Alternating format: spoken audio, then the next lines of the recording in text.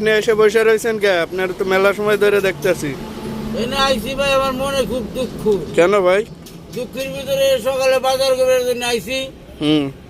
সদাই টদাই সবই করছি। এখন সোয়াবিন তেল কিনবার গেছি, এখন তেলের দাম অনেক। অনেক। টাকায় হয় নাই, নেই নেই। তারপরে বাসায় গেলেই ঝগড়া। ঝগড়া। এখন আমি কি করুম? তারপরে ঝগড়া করে আবার বাসাইতে ভাই ভারী আইছি। এই জন্য তার মানে আপনারা মায়ের খেদায়া দিছে? মারে না অবশ্য, কিন্তু ওইরকম একটা প্রস্তুতি নিছিল। নিছিল বাইরে বার লাগে। এখন আমি ওনার আগে বাসাইতে চলে আইছি। তারপরে এখন কি করবেন? এখন আর কি করুম ভাই, এনে ঘোরাফেরা করে আবার বাসায় যাইতে হইব। কিন্তু তারপরও টেনশন তো করবই, যে রাখলাম গেল কই দেখি এইভাবে।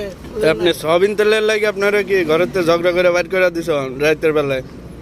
ঝগড়া করে বাইর করে দিতে অবশ্য, মানে নিজেই ওনার আগে চলে এলাম। দেখি আরে এত কষ্ট করে কামাই করে ভাত খাওয়ামু, জিনিস দিমু, কাপড় দিমু, তেল দিমু, সাবান দিমু, সবই দিমু, একটা জিনিস তার পক্ষে একটু কম হয়েছে বিদায় এখন আমার হাতে আউকাও কে? সে বুঝতে হইব যে সে পারলে তো আনতে পারে নাই, বিদায় আনে নাই, এই গাছ আনে নাই, কালকে আনবো।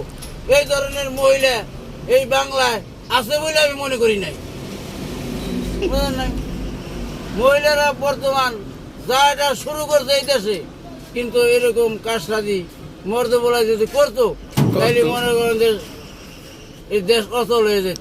তো আপনি কইতেছেন আপনার সয়াবিন তেল নিয়ে যান না, বাসার তেল লাগে আপনারা মাইরে খেদাইছে? না না, মারো না, এটা আপনি ভুল ধারণা। তাইলে এমনি ঝগড়া হয়ে খেদাইয়া দিছে? হ্যাঁ, কঠিন ঝগড়া। এখন কি আপনি এনে সারা রাত কি বসেই থাকবেন? না ভাই স্যার, এখন আবার একটু বাইবেল যাবো। বাইবেলে আবার কিছু ভাই বিরাদার আছে, তাদের সাথে দেখা টেকা করুন। আপনার দুঃখের কথা তাদের সাথে যাই একটু বলবেন। হ্যাঁ, এরা যদি আমাকে জিজ্ঞেস করে পারিবারিক ব্যাপারে, তাহলে তো হয়তো বলতেই হবে। আর যদি জিজ্ঞেস না করে, তাহলে আর এটা ওঠানোর কোনো দরকার নাই। আচ্ছা। মান সম্মান ভাই সবারই আছে। তাহলে ভাই আপনি যান, যাই দেখেন কি করা যায়। এই যে বিচার টিচার করা যায় নি? বিচার টিচারের ভিতরে বিচার কিরা করবো? কাজ আর নাই, বিচার করতো। আচ্ছা। রানা আছে পাগলের, হেঁটা আমার হাতে চলবো না। আচ্ছা, তাহেন তাহলে।